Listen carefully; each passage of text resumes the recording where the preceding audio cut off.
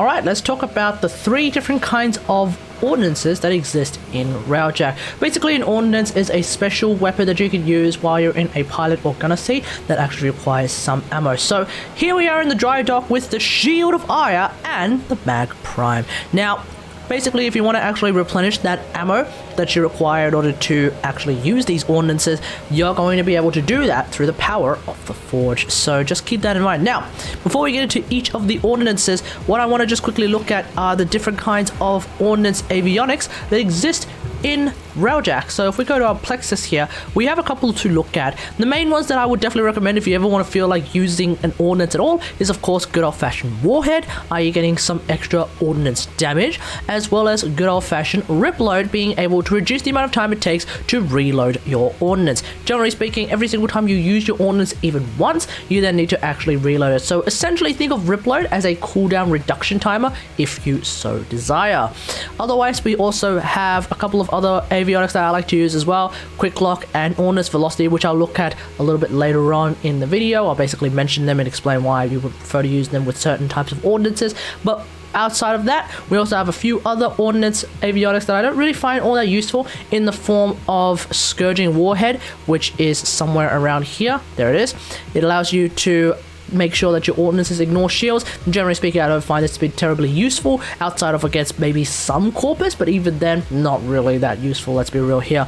We also have Overloader, which is somewhere around here as well. Basically, what it does is it actually gives you extra ammo for your ordnances, i.e. having a larger ammo pool. And in a similar vein, we also have something called Ordnance Cheap Shot, which is right here, which allows the ordnance to sometimes not actually consume the munitions themselves. Generally speaking, with both Ordnance Cheap Shot and Overloader, I feel like if you already have someone who's playing Engineer, you don't really need those avionics whatsoever. And they're a little bit different to, say, the Forward Artillery, where the Forward Artillery only has 2 shots to start off with. Generally speaking, an ordnance has somewhere between 20 and 30 shots to start off with. So at that point, even Ordnance Cheap Shot, not terribly useful. But either way, I don't find myself running out of ordnances anyway. So that's another reason why I don't really recommend using either Ordnance Cheap Shot or Overloader for these purposes. Now, without further ado, I think it's high time. Let's get into the 3 different ordnances that exist in RAILJACK.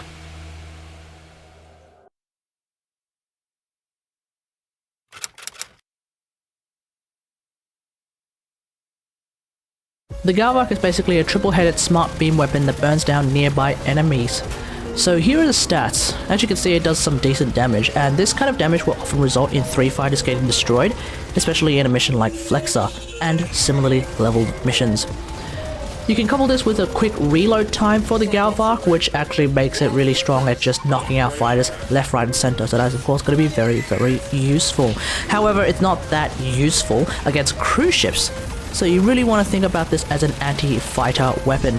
Sometimes the Galvarc can actually hit shield generators, but it's not particularly reliable, so I would definitely recommend pairing this with some sort of other anti-cruise ship solution, for example Shatterburst and or Seeker Volley.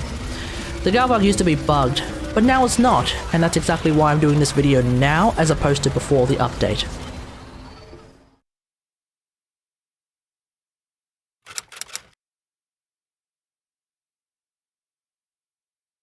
The Milati dumbfire rockets are simply that, dumbfire rockets. They pretty much go in a straight line. So here are the stats of the Milati. Now, as you can see, there is a multi-shot of 12, which actually means that it fires out 12 rockets. You can basically think of this as a long-range shotgun. The Milati has the highest base damage out of all of the ordnances, which of course makes it really bloody strong. I did to pair this up with something like Void Hole to easily group enemies together. Ironically enough, because the Milati doesn't have any lock-on features, this actually makes the combo easier to pull off as opposed to using something like a Tycho Seeker. Now, if you're struggling to use this ordnance because for whatever reason you're trying to aim at enemy fighters that are moving on a left-right scale and you're constantly missing, consider using something like Ordnance Velocity. Obviously, having faster traveling projectiles will help with aiming. That is the same with every single projectile weapon in the game. This is also useful against cruise ships. The rockets are oftentimes very easily destroying enemy shield generators on those cruise ships, so that makes it a very, very powerful solution against those cruise ships. But it's not as reliable as, say, a Tycho Seeker, which I'll talk about next, but still, it is a very, very powerful solution that I would definitely recommend against cruise ships.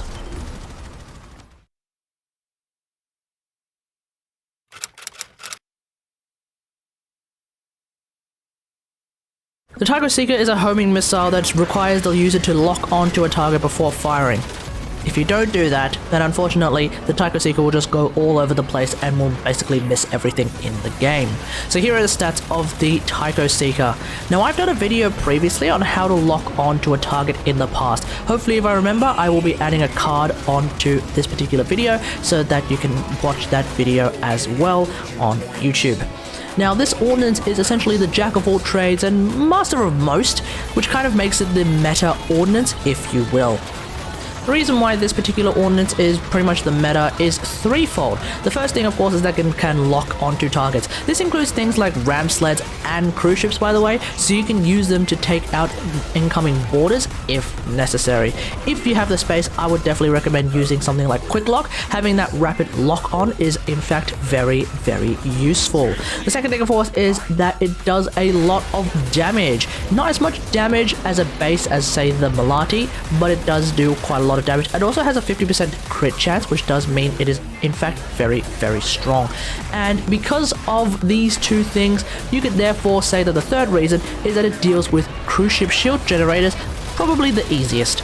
Generally speaking, especially against Scold cruise ships, the Tycho Seeker will pretty much one-shot those shield generators 99% of the time. Even really high level shield generators tend to get one-shotted these days by the Tycho Seeker. Back in the old days in Rus Warfield, sometimes you would actually require 2 Tycho Seekers in order to take out the shield generators, but that does not appear to be the case anymore on R9 Cloud, which is the highest level grittier one at least, so there we go. Cruise ships have never been easier.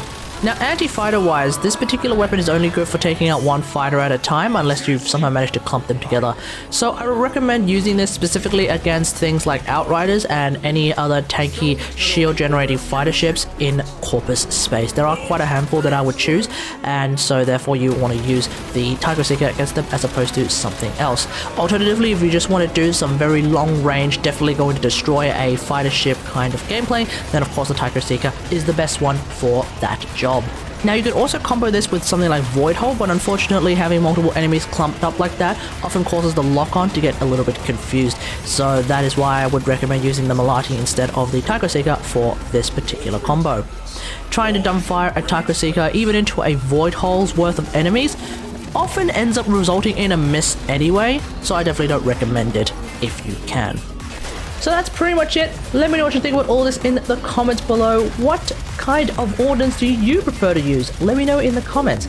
In terms of just putting these ordnances in a tier list, basically the order that they appear in this video would pretty much be the tier list if I were to go from worst quote-unquote to best quote-unquote.